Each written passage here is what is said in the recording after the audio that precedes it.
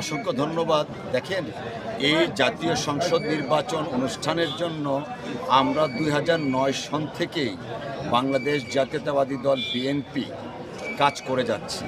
সেই কাজ করতে গিয়ে আমাদের অনেক ভাইকে শহীদ করা হয়েছে এবং হাজার হাজার মানুষকে গুম করা হয়েছে, পঙ্গুত্ব বরণ করা হয়েছে, লক্ষ লক্ষ মানুষের বিরুদ্ধে মামলা দিয়েছে, জেলখানায় গেছেন।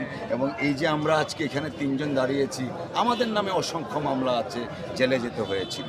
আর সর্বশেষ জুলাই অভ্যুত্থানে হাজার হাজার মায়ের বুক খালি করে আজকে এই পর্যন্ত আমরা এসেছি। আমাদের দলের পক্ষ থেকে আমরা মনে করি আজকে এই প্রতীক বরাদ্দ হয়েছে, সেটা হচ্ছে একটা গণতন্ত্রের জন্য মাইলস্টোন।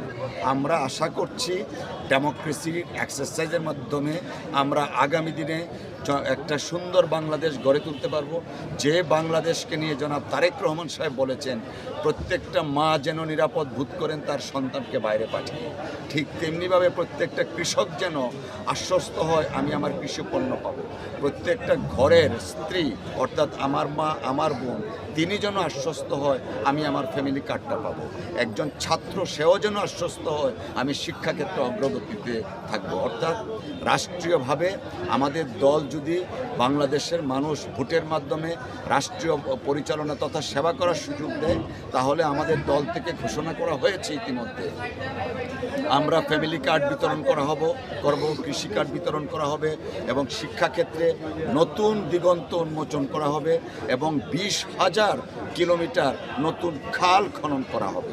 অর্থাৎ এই বাংলাদেশ যেমন আমরা বলি দ্বিতীয় স্বাধীনতা পেয়েছে, নতুন বাংলাদেশ, ঠিক বাংলাদেশ জাতীয়তাবাদী দল বিএনপির নেতৃত্বে যদি মানুষ আমাদেরকে ভোট দিয়ে নির্বাচিত করে নতুন এক বাংলাদেশ গড়ে তুলতে চাই, যে বাংলাদেশকে নিয়ে সারা বিশ্বের মানুষ গর্ব করবে, যে বাংলাদেশকে নিয়ে আমি, আপনি, আমরা সবাই প্রাউড ফিল করব।